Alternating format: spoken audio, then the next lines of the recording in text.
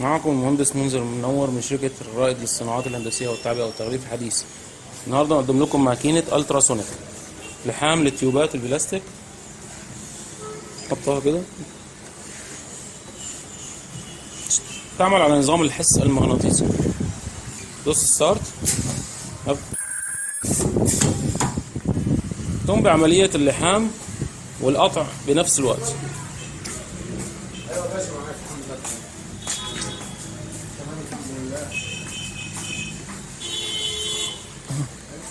دوس ستارت،